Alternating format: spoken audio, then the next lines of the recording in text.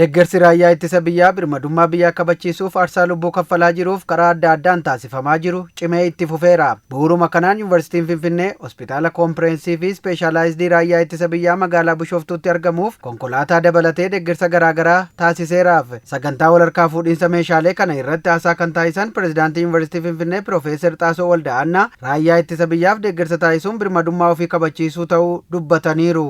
መንግስታችንን በጣም ላመሰግን ወዳለሁ። ሞቱማ ኬኛ ባየ ገለቴፈቹን በርባዳ raayyaa ittisa biyyaa birmadummaa biyyaa fi seera kabachiisuuf aarsaa kaffalaa jiruuf hospitaala kana fakkaatu yeroo gabaabaa keessatti meeshaalee barbaachisoo waliin qopheessuun kanneen qaama isaanii irratti madoon qaqqabee yaalchisuu danda'uun akka kootti na boonsa.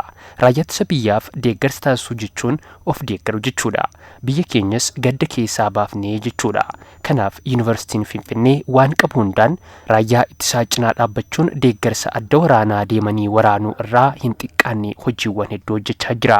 Yuunivarsiitichi miseensota raayyaa ittisa biyyaa adda waraanaa irratti miidhaan irra ga'e yaalaa jira kan jedhan Piroofeesar Xaasoon deeggarsa taasisu kanas gara fuulduraatti cimsee kan itti fufu ta'uu himaniiru. ኢትዮጵያ ውስጥ አሉ የሚባሉ የጤና ሕክምና ባለሙያዎች ogeessonni fayyaa akka Itoophiyaatti jiru jedhan Yuunivarsiitii Finfinnee keessatti argamu.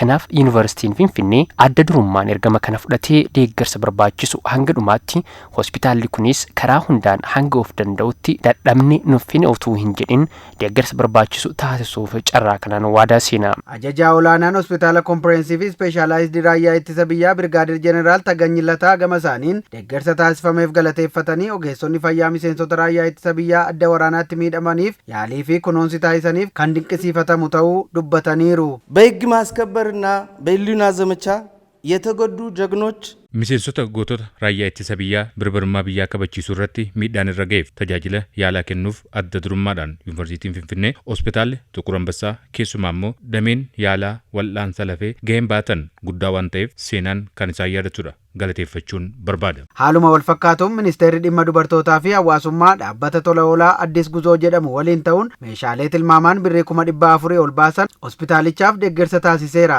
Meeshaalee kanneenis hospitaalichaaf dabarsanii kan kennan ministeera dhimma dubartootaa fi hawaasummaatti daarikteerii dhimma qaama miidhamtootaa obbo Asaallifoo Ahimadiin waraana utuu hin barbaadin itti seename injifannoon baachaa kan jiran raayyaa ittisa biyyaaf kabaja qaban ibsaniiru. የመከላከያ ጀግኖች gootota raayyaa ittisa biyyaaf deeggarsi yaaliin fayyaa taasifamaa jiru yommuu ilaallu baay'ee gammannee jirra.